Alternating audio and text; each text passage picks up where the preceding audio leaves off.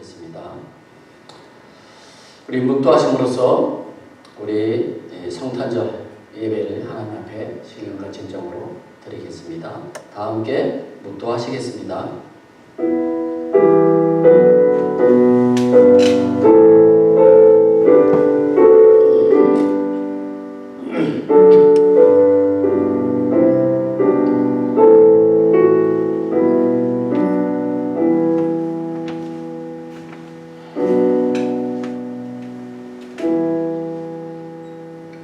너의 권능 있는 자들아, 영광과 능력을 여호와께 돌리고 돌릴지어다. 여호와께서 그의 이름에 합당한 영광을 돌리며 거룩한 옷을 입고 여호와께 예배할지어다. 아멘. 인간의 몸을 입고 이 땅에 오신 하나님 아버지, 죄악에 빠진 우리를 부르셔서 구원의 확신을 주시고 진리의 말씀을 따라 살 수 있게 하시니 진실로 감사를 드립니다. 오늘 이 시간 신령과 진정으로 주님께 영광이 되는 귀한 예배를 드리게 하여 주옵소서. 이제 성탄절이 며칠 안 남았습니다. 세상 사람들과 같이 뜻도 모르고 즐기는 성탄절이 되지 않게 하시고 죄 많은 우리들을 찾아오신 하나님의 사랑과 우리를 대신하여 줄값을 지불하신 예수 그리스도의 피 묻은 십자가를 기억하는 이번 성탄절이 되게 하여 주옵소서. 특별히 우리의 조국 대한민국을 위해서 기도합니다. 지금 매우 어려운 시기를 보내고 있습니다. 대한민국을 불쌍히 여겨주시고 정치적으로나 경제적으로 속히 안정되도록 주님의 능력의 손으로 붙들어 주시옵소서. 속히 회복되는 놀라운 역사가 일어나게 하여 주옵소서. 연말을 보내면서 사회적으로 여러 가지 행사들이 많습니다. 죄 짓는 자리는 피할 수 있는 지혜를 주시고 어느 자리에서든지 주님의 자녀로서의 본분을 잊지 않게 하여 주옵소서. 성탄절과 연말을 맞이하여 주위에 어려운 사람들, 고통을 당하는 사람들과 함께하며 따뜻한 사랑을 나누는 교회와 성도님들이 다 되게 하여 주옵소서. 성탄절을 맞이하여 감사의 열매를 풍성하게 맺는 복된 이 시간 되게 하여 주옵소서. 이 모든 말씀을 예수 그리스도의 이름으로 기도드립니다. 아멘.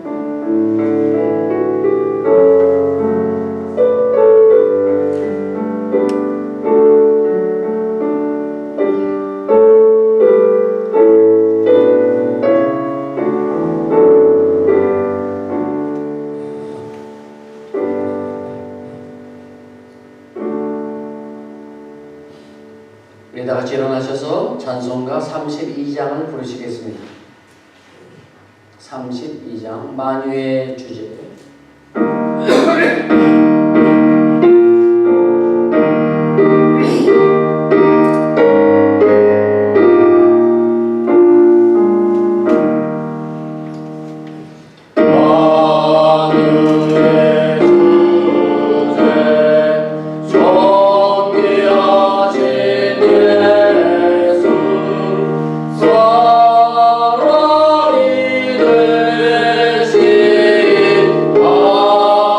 하나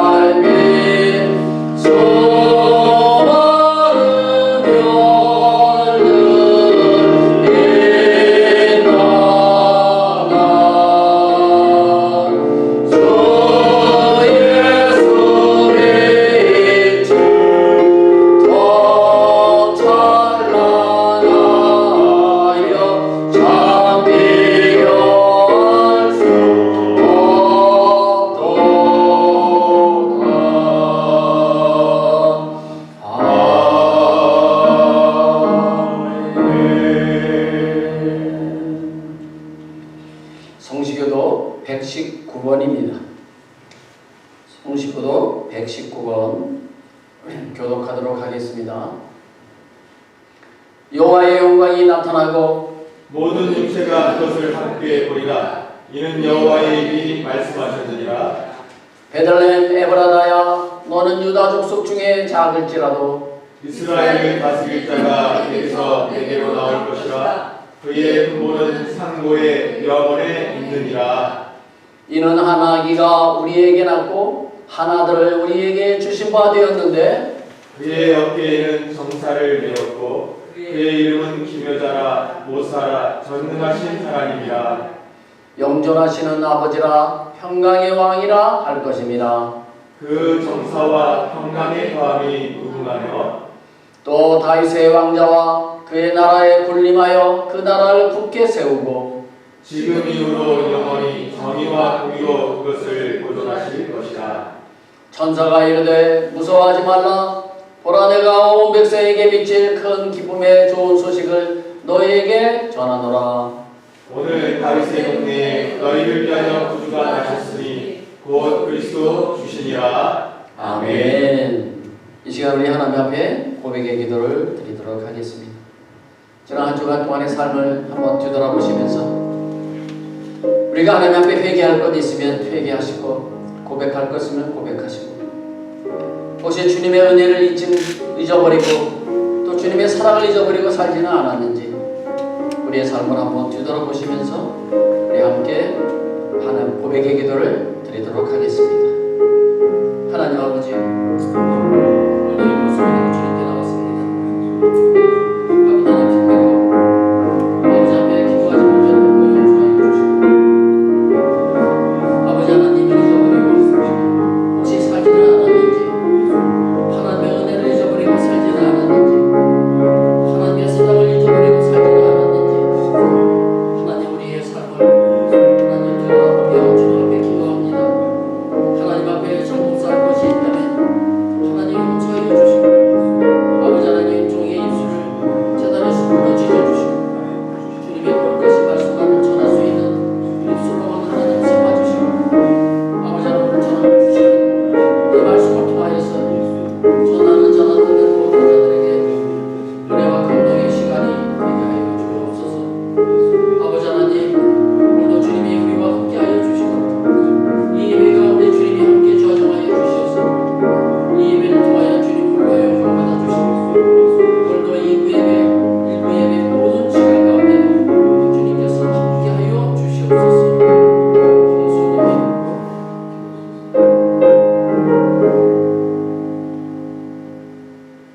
너희 죄가 주홍 같을지라도 눈과 같이 희어질 것이고 진홍같이 붉을지라도 양털같이 희게 되리라. 아멘.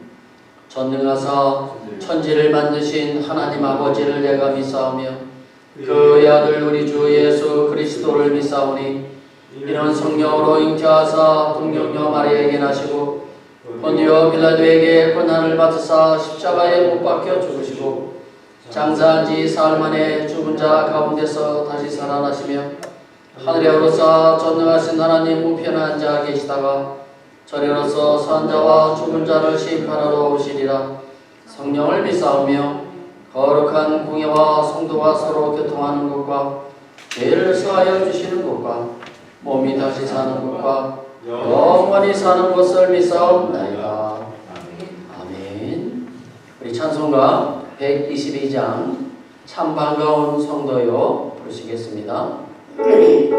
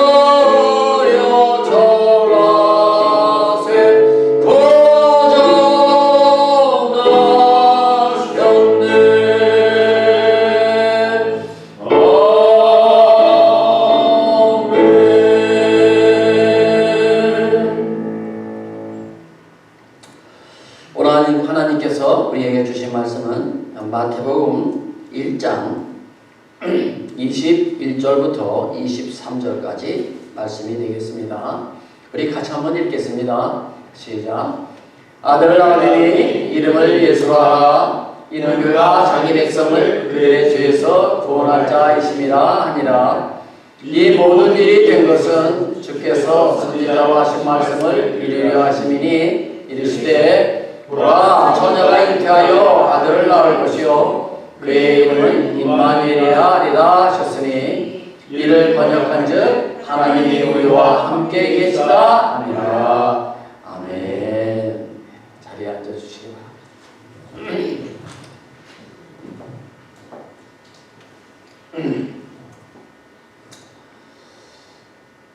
성교들 다녀오셔서 많이 피곤들 하시죠? 그래도 성탄절 기념하면서 하나님 앞에 성탄 축하 예배를 드리시기 바랍니다. 오늘 말씀의 제목은요, 임마누엘이라 하리라. 임마누엘이라 하리라. 임마누엘이라고 하는 뜻을 여러분들 아시죠? 혹시 모르시는 분들은 저 뒤에 가서 제가 또 설명을 드리겠습니다. 자, 기쁨의 성탄절이 이제 3일밖에 안 남았어요. 우리는 지난 주일에 하나님의 아들이 이 땅에 오신 이유에 대해서 우리가 알아봤습니다. 여러분들 다 기억하시죠? 첫 번째는 전도하기 위해서, 두 번째는 하나님의 나라의 복음을 위해서 이 땅에 오셨다라고 제가 말씀을 드렸습니다. 그 모든 일들은요, 그 모든 일들의 시작은 어디서부터 시작한 거냐? 하나님의 사랑으로부터 시작을 한 것입니다. 요한복음 3장 16절 말씀, 우리가 잘 아시는 말씀이죠. 하나님이 세상을 이처럼 사랑하사 독생자를 주셨으니 이는 그를 믿는 자마다 멸망하지 않고 영생을 얻게 하려 하십니다. 아멘. 하나님이 세상을 이처럼 사랑하사, 이 모든 예수님이 하신 일들은 하나님의 사랑으로부터 시작을 했다는 것입니다. 하나님께서는 하나밖에 없는 아들 예수를 십자가에서 죽이시면서까지 우리를 사랑하셨습니다. 그런데 이런 하나님의 이 사랑의 성탄절이 점점 파티와 오락 중심의 행사로 바뀌고 있는 것을 보면 참으로 안타까울 수밖에 없습니다. 그렇다면 우리 믿음의 성도님들은 성탄절을 어떻게 보내야 할까요? 그 당시 서기관들처럼 지식구문화만 하는 성탄절이 되어서도 안 되면 유대인들처럼 예수 그리스도에 대한 오해를 가지고 지켜서도 안 되고 당시 예루살렘 시민들처럼 무관심 속에서 성탄절을 보내도 안 될 것입니다. 우리는 동방 박사들처럼 하나님의 말씀대로 성탄절을 지키시는 저와 여러분들이 되시기를 바랍니다. 오늘은 당시 유대 땅에 메시아이신 아기 예수님이 탄생하셨을 때 사람들의 반응을 크게 네 가지로 분류하여서 한번 알아보도록 하겠습니다. 첫 번째 분류의 사람들은요, 이런 사람들이었어요. 전혀 무관심한 사람들이에요. 예수님의 탄생에 대해서 전혀 무관심한 사람들이죠. 구약의 그 많은 선지자들이 오래전부터 메시아가 오실 것을 예언을 했고요. 특히 이사야 선지자는 700여 년 전에 이 땅에 예수 그리스도가 탄생할 것이라고 예언을 했습니다. 메시아가 오실 것이다 라고 말이죠. 자, 이사야 7장 14절 말씀을 한번 보실까요? 우리 같이 한번 읽겠습니다. 시작. 그러므로 주께서 친히 징조를 너희에게 주실 것이라. 보라, 처녀가 잉태하여 아들을 낳을 것이요 그의 이름을 임마누엘이라 하리라. 아멘. 또 이사야 40장 또 10절 11절 말씀을 보세요. 이 700여 년 전에 주님께서 오시기 700여 년 전에 예언하신 말씀이에요. 자, 시작. 보라, 주 여호와께서 장차 강한 자로 임하실 것이요 신이 그의 팔로 다스릴 것이라. 보라, 상급이 그에게 있고 고응이 그의 앞에 있으며 그는 목자같이 양떼를 먹이시며 어린 양을 그 팔로 모아 품에 안으시며 정박이는 암컷들을 온순히 인도하시리로다. 아멘. 바로 예수님이 하셨던 일이죠. 목자같이 우리 같은 양들을 먹이시고 입혀주시고 또 인도해 주신 그 예수님이 그 메시아 되시는 예수님이 오실 것이다. 700여 년 전에 이미 예언이 되었던 것입니다. 이 예언의 말씀대로 2000여 년 전에 메시아가 이 땅에 오셨어요. 그런데 대부분의 사람들은 무관심했습니다. 예수가 이 땅에 태어난 것과 나와 무슨 상관이 있어 하면서 말이죠. 전혀 관심이 없었어요. 이 같은 반응은 그때나 지금이나 마찬가지인 것 같습니다. 성탄절이 다가와도 예수님은 관심이 없고 오직 즐기고 먹고 마시려고 하는 파티에만 관심을 가지고 있습니다. 이것이 문제죠. 그렇다면 성도 여러분, 여러분의 진정한 의미, 성탄의 진정한 의미가 무엇이라고 생각을 하십니까? 신학자 칼 마르트는 성탄의 의미를 이렇게 말했습니다. 하나님은 너무 높은 곳에 계시고 인간은 너무 낮은 곳에 있으며 하나님의 시간은 영원하고 인간의 시간은 유한하기 때문에 하나님과 인간이 사귈 수가 없어서 친히 인간의 몸을 입고 이 땅에 내려오셨습니다. 하나님이 직접 오셔서 인간을 위로하시고 구원하시고 고치시고 친구가 되어주신 것이 바로 성탄절의 진정한 의미입니다. 이렇게 말을 했어요. 저도 이 말에 공감을 합니다. 우리 하나님은 높은 곳에 계시고 아주 멀리 계시고 또 하나님의 시간과 우리의 시간은 서로 같지 않죠. 그렇기 때문에 직접 하나님께서 이 땅에 오실 수밖에 없었다는 것이죠. 우리를 구원하시고 우리를 고치시고 우리에게 친구가 되어주시기 위해서, 그래서 예수님, 그 메시아 되시는 예수님이 이 땅에 오셨다는 것이죠.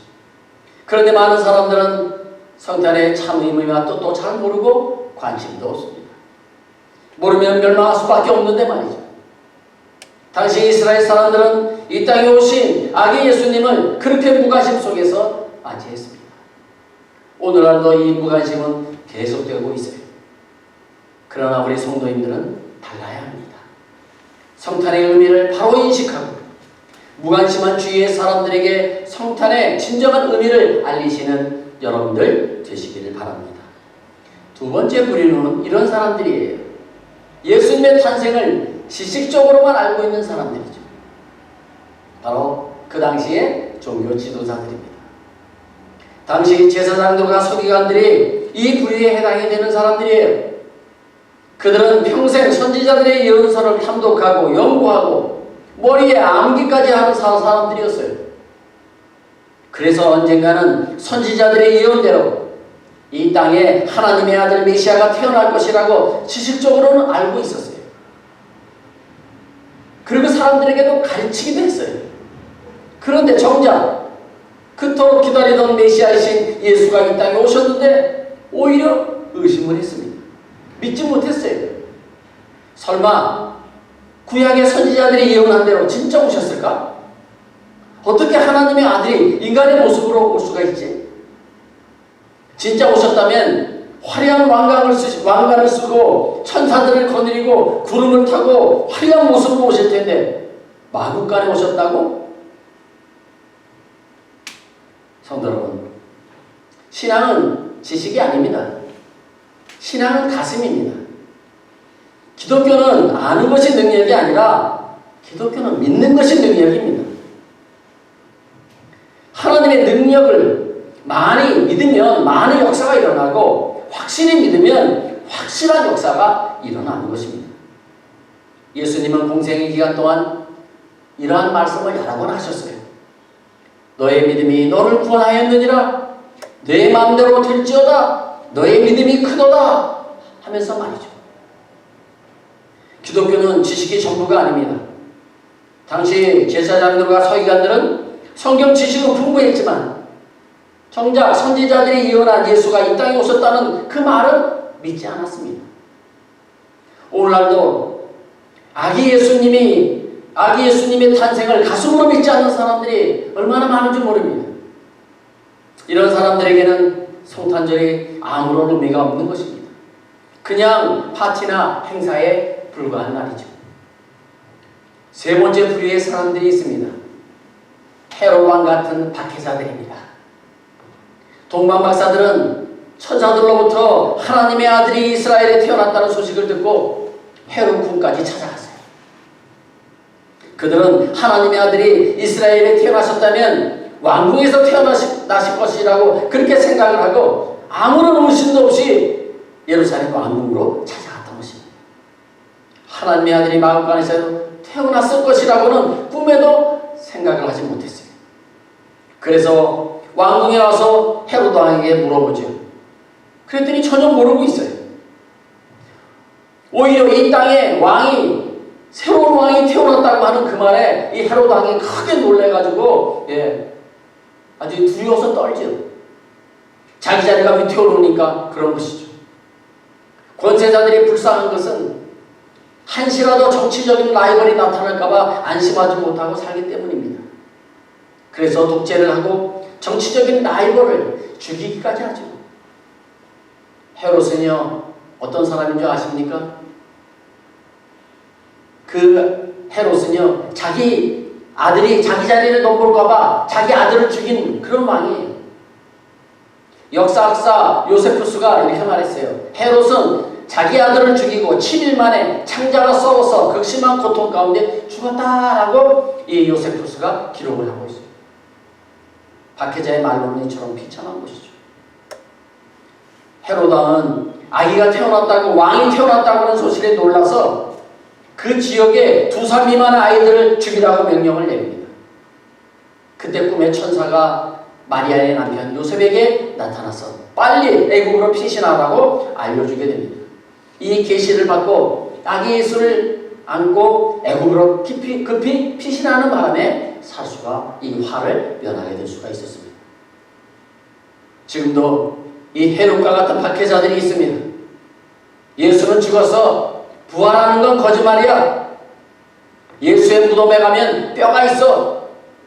예수는 결혼해서 부인과 자식이 있대. 예수는 공자와 같은 역사적인 인물이지 신은 아니야. 기독교는 사기치려고 만들어낸 종교야. 이런 이야기들, 이런 인터넷에 들어가 보면 이런 이야기들이 얼마나 많은지 몰라요. 거짓 정보들이죠. 그래서 예수 믿는 사람들을 무시하고 핍박하기까지 합니다. 정신병자로 취급하기도 합니다. 성도 여러분, 그들의 말로가 어떻게 될까요? 헤롯처럼 되지 않을까요? 성도 여러분, 분명한 사실은 예수님은 인성과 신성을 모두 가지신 분이십니다. 예수님은 하나님이셔서 인간이셨어요. 이것이 진리입니다. 이분은 우리를 죄악에서 구원해주시기 위해서 우리 대신 십자가에서 죽으시고 3일 만에 무덤에서 부활하신 그런 하나님이라고 하는 사실이죠. 지금은 하나님 우편에 앉아 계시며 우리의 기도를 들어주시고 우리를 도와주시며 우리를 지켜주시는 분이심을 믿으시기 바랍니다. 마지막 4번째 부류입니다. 오늘의 주인공 동방박사들입니다.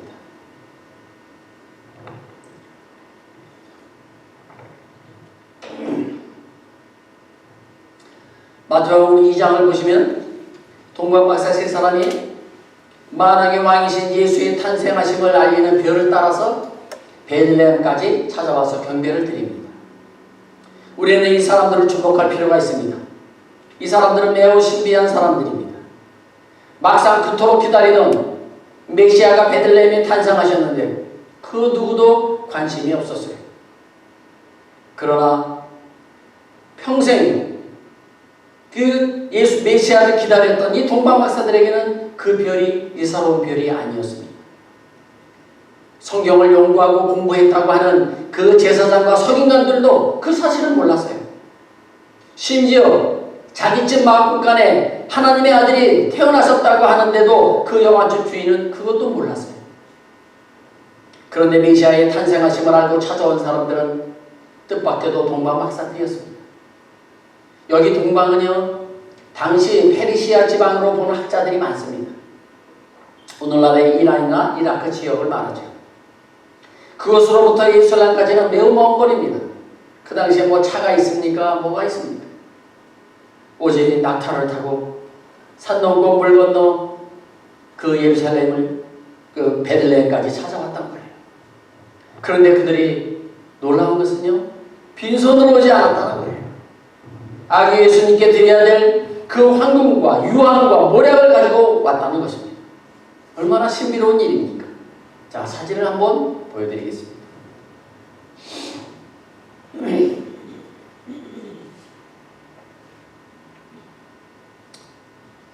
그들이 어떻게 알고 찾아왔는지는 누가복음 2장을 보면 알 수가 있어요. 천사들이 밤에 나타나 알려주었다고 했습니다. 이 동방박사들은 이방 땅에 살면서도 구약의 예언서를 읽고 그 예언대로 이루어질 것을 믿고 장차 오실 메시아를 고대하며 하루하루를 살았던 경건한 신앙인들이었습니다. 그들이 그토록 메시아를 기다리던 어느 날 천사가 찾아와서 이스라엘의 왕이 태어나셨다고 계시해 주셨어요. 그래서 산 넘고 물 건너 베들레헴 마을간까지 찾아와서 아기 예수님께 저 그림처럼 경배를 드렸던 것입니다. 이 얼마나 영광스러운 축복입니다. 성도 여러분, 동방박사들은 하나님을 만났습니다. 오늘 이 아침에 우리 모두 동방박사들처럼 하나님을 만나시기를 주님의 이름으로 축복합니다. 지금부터 동방박사들이 어떻게 성탄절을 지켰는지 알아보도록 하겠습니다. 첫 번째, 그들은 성경 말씀을 그대로 믿고 지켰다는 것입니다. 동방박사들은 이상한 별을 보았을 때에 그 별이 메시아 탄생을 알리는 성경의 예언의 성취라고 믿고 성탄절을 지켰어요. 그들이 보았던 말씀이요, 민수기 24장 17절 말씀입니다. 자, 우리 같이 한번 읽겠습니다. 시작. 내가 그를 보아도 이때의 일이 아니며 내가 그를 바라보아도 가까운 일이 아니로다. 한 별이 야곱에게서 나오며 한 귀가 이스라엘에게서 일어나서 모압을 이쪽에서 저쪽까지 쳐서 무찌르고 또 셋의 자식들을 다 멸하리로다. 아멘. 한 별이 야곱에서 나오고, 분명한 것은 이상한 별이 한 번도 보지 못했던 별이 뜰 것이라는 것을 그들은 알고 있었어요. 그 별이 가르쳐주는 것이 바로 메시아의 탄생이었다는 것을 이 동방박사들은 알고 있었어요. 성경 말씀을 통해서 말이죠. 우리도 이 동방박사들처럼 하나님의 말씀을 그대로 믿고 예수 그리스도가 나의 구주 되심을 믿으시고 성탄절을 보내시기 바랍니다. 두 번째, 그들은요 깨달은 대로 실천을 했다는 거예요. 동방박사들은 메시아에게 탄생하실 줄 깨닫고 그 메시아에게 경배드리기 위하여 그 먼 길을 떠나서 베들레헴까지 찾아와서 아기 예수님께 경배를 드렸어요. 우리도 깨달은 대로 실천하시는 것이 중요합니다. 이 동방박사들은 자기들이 깨달은 것을 그대로 실천했던 것이죠. 세 번째, 이 동방박사들은 빈손으로 오지 않고 귀한 예물을 가지고 왔어요. 동방박사들은 아기 예수님께 경배하며 그들이 가지고 온 귀한 예물을 그 아기 예수님께 아낌없이 바쳤습니다. 역대상 16장 29절 말씀을 한번 보십시오. 이 동방박사들은 이 구약의 이 말씀을 지켰던 것입니다. 같이 한번 읽겠습니다. 시작. 여호와의 이름에 합당한 영광을 그에게 돌릴지어다. 제물을 들고 그 앞에 들어갈지어다. 아름답고 거룩한 것으로 여호와께 경배할지어다. 아멘. 구약의 이 역대상 말씀을 그 동방박사들은 그대로 지킨 거예요. 우리도 이 말씀처럼 주님께 귀한 예물을 드리며 주님께 경배하시기 바랍니다. 이제 마지막으로, 그렇다면 예수님께서 이 땅에 오신 목적이 뭘까요? 제가 지난주에도 그 목적에 대해서 두 가지로 말씀을 드렸는데요. 오늘은 또 다른 관점에서 오늘 말씀을 보도록 하겠습니다. 예수님께서 이 땅에 오신 목적, 가장 중요한 목적, 첫 번째 목적은 21절, 오늘 본문 21절에 나와 있습니다. 아들을 낳으니 이름을 예수라 하라. 이는 그가 자기 백성을 그들의 죄에서 구원할 자이심이라 하니라. 아멘. 예수님께서 이 땅에 오신 첫 번째 목적은요, 인간을 구원해 주기 위해서 오셨다는 것이죠. 여기 그들의 죄라고 하는 것은요, 이것은 자기들이 지은 죄를 말하는 거예요. 우리 자신이 지은 죄, 그러니까 하나님과 관계없이 살았던 자기가 지었던 그 죄를 말하는 거죠. 성경은 우리 모두를 죄인이라고 규정을 하고 있습니다. 로마서 3장 23절 말씀에 그 말씀이 나와 있죠. 모든 사람이 죄를 범하였음에 하나님의 영광에 이르지 못하더니. 아멘. 여기 모든 사람이 죄를 범했다고 하는 말은 모든 사람이 다 죄인이라는 말입니다. 헬라 사람들은 죄를 하마르티아라고 말합니다. 이 뜻은 무슨 뜻이냐면요, 관역에서 벗어났다. 화살을 쏘게 되면요, 화살이 관역에서 벗어나는 거 있죠? 그게 죄라는 거예요. 죄 가운데 가장 큰 죄가 뭐냐? 천지를 창조하시고 인간을 창조하신 하나님을 믿지 않고 제멋대로 사는 것, 관역에서 빗나가는 것, 이런 삶을 사는 것, 이게 바로 죄라는 것이죠.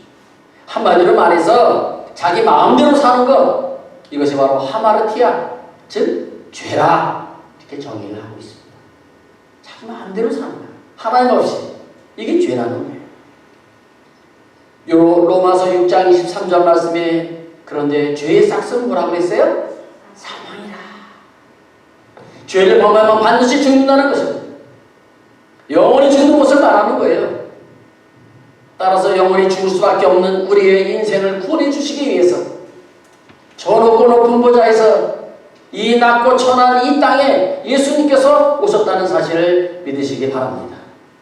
두 번째, 아기 예수가 이 땅에 오신 목적은 우리와 함께 하시기 위해서 오셨다는 겁니다.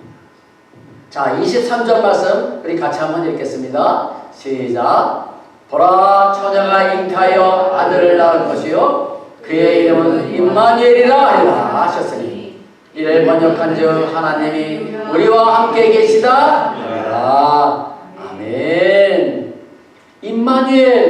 임마누엘이 임마라고 하는 뜻은요, 함께라고 하는 뜻이에요. 누는요, 우리 이런 뜻이고요. 그 다음에 엘은 하나님을 가리켜요. 그러니까 임마누엘이라고 하는 뜻은 무슨 뜻이냐? 하나님이 우리와 함께 계시다, 그런 뜻이죠. 예수님이 나와 함께 하시면 어떻게 됩니까? 한마디로 수지 맞는 거예요. 인생의 만사형통의 길이 열리게 되는 것이죠. 창세기 39장 2절 3절 말씀에 한번 보시기 바랍니다. 우리 같이 한번 읽겠습니다. 여호와께서 요셉과 함께 하심으로 그가 형통한 자가 되어 그 주인 애굽 사람의 집에 있으니 그의 주인이 여호와께서 그와 함께 하심을 보며 또 여호와께서 그의 범사에 형통하게 하심을 보았더라. 아멘. 하나님이 요셉과 함께 하심으로 형통한 자가 되었다는 거예요. 보디발의 종에서 일약 애굽의 국무총리가 되는 영광을 얻게 되죠. 주님이 함께 하시면 이런 복을 받는 것입니다. 옛날에 어느 나라에 사냥을 좋아하는 왕자가 있었대요. 근데 이 왕자가 사냥을 하다가 그만 낭떠러지에서 떨어져서 죽게 되었어요. 지나가던 나무꾼이 그 모습을 보고 그 왕자를 아주 정성스럽게 치료를 해가지고 왕궁까지 데려다 주었어요. 그러니까 임금님이, 아버지 되는 임금님이 얼마나 고맙겠어요. 너무너무 고마워서 이 나무꾼을 불렀어요.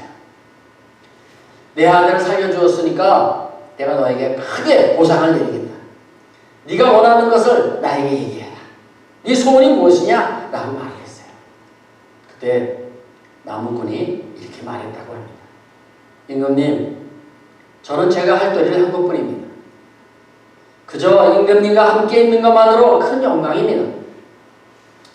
단지 소원을 말하라고 했으니까 소원이 있다면 저희 집에 한 번만 오셔서 하룻밤만 묵고 가시면 저것이 큰 영광이겠습니다. 그렇게 소원을 얘기했어요. 그의 소원은 단 하루 임금님이 자기네 집에서 하루 묵고 가는 거예요. 임금님은 흔쾌히 허락을 했어요.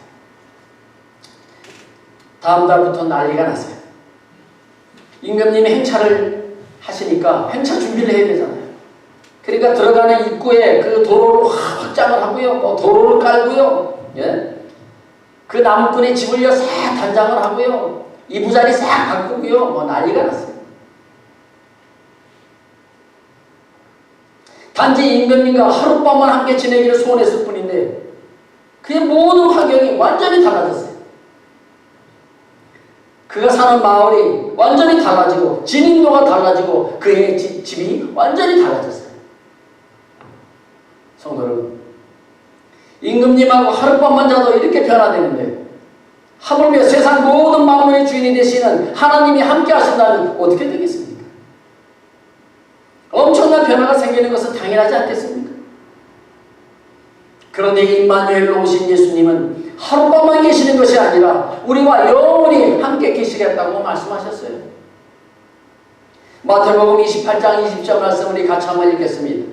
시작. 내가 너희에게 분부한 모든 것을 가르쳐 지키게 하라. 볼지어다 내가 세상 끝날까지 너희와 항상 함께 있으리라 하시니라. 아멘. 내가 세상 끝날까지 너희와 항상 함께 있으리라. 예수님께서 우리에게 약속하신 거예요. 사랑하는 성도 여러분, 우리 주위에 사랑하는 사람들은 언젠가는 우리 곁을 떠날 것입니다. 사랑하는 부모님도, 형제 자매도, 아내도, 남편도, 자식도, 친구도, 또한 돈도, 명예도, 권력도 언젠가는 모두가 다 우리 곁을 떠날 것입니다. 그러나 우리를 떠나지 않고 영원히 함께 계시는 분이 계신다는 것입니다. 그분이 누굽니까? 바로 이번 성탄절에 오시는 예수 그리스도다. 우리가 이 성탄절을 기뻐하고 감사하는 이유가 바로 여기에 있는 것입니다. 영원히 임마누엘 그 하나님, 영원히 우리와 함께 하실 그 하나님이 우리와 함께 하신다는 것. 그것을 우리가 기뻐하고 감사해야 하는 것이죠. 이번 성탄절에 귀한 은총이 오늘 이 자리에 참석하신 사랑하는 모든 성도님들의 생애와 가정과 사업자 위에 충만하시길 예수님의 이름으로 축복하며 기도드립니다. 아멘. 기도하겠습니다.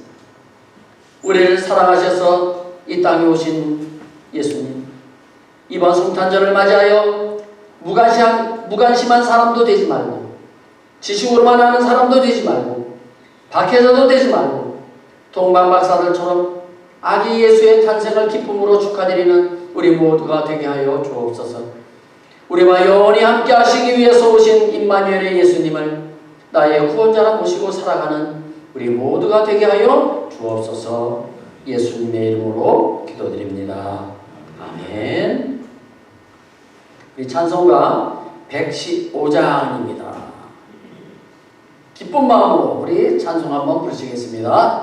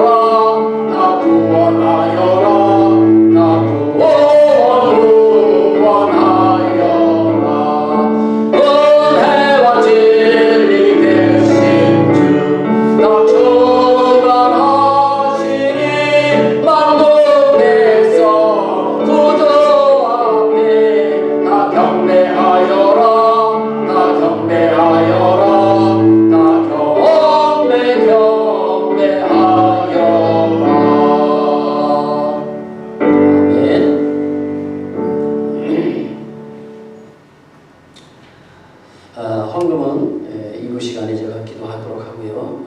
교회 소식 알려드리도록 하겠습니다. 오늘은 성탄 예배로 드립니다. 2부 예배 시간에 주일학교 성탄 축하 행사가 있습니다. 두 번째는 주님의 은혜 가운데 겨울 송교를 잘 마치고 돌아왔습니다. 기도와 물질로 후원해 주신 모든 성도님들께 감사 인사를 드립니다. 2부 예배 후에 남녀 성교회 원래가 있다고 합니다. 네 번째, 2025년 성도님들의 재능을 기부해 주시기 바랍니다. 뒤에 양식이 있으니까 양식에다가 체크해 주시고요. 12월 25일 수요 예배는 성탄절 관계로 수요 예배는 쉬도록 하겠습니다. 다음 주 대표 기도는 우리 이영돈 집사님, 그 다음 주는 아영보 집사님이 수고해 주시겠습니다. 우리 다 함께 일어나셔서요, 우리 마지막 송 한번 부르고 축도함으로 예배를 마치도록 하겠습니다. 2024년 한 해 동안 하나님이 주신 그 은혜를 생각하시면서 우리 함께 부르기를 원합니다. 은혜.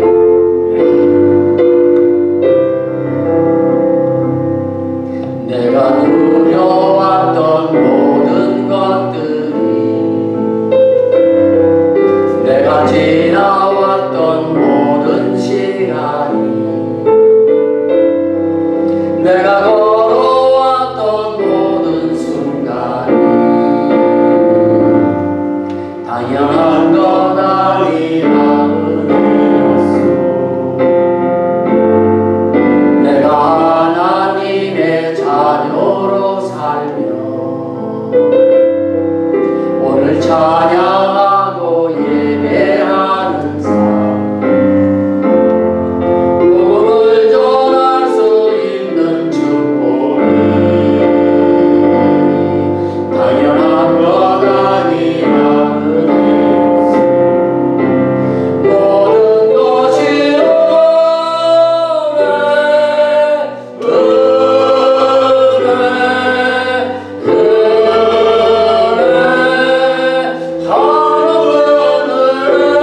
내 삶에 변한 것 하나도 없었던 것을 모든 것이 은혜였소.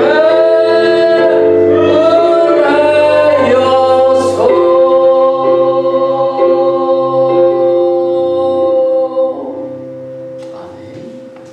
지금은 우리 구주 예수 그리스도의 은혜와 하나님의 크고 만극하신 사랑과 하나님의 성령의 교통교감 충만하신 은혜가 오늘 말씀을 듣고 우리와 영원히 함께 하시기를 원하시는 임마누엘의 예수님을 찬양하며 돌아가는 우리 모든 성도님들 머리 위에, 그들의 가정과 직장과 사업장 위에, 그리고 우리 소망장로 교회 위에, 우리의 조국 대한민국과 우리가 살고 있는 이 멕시코 땅에 지금부터 영원토록 함께 계실지어다. 아멘.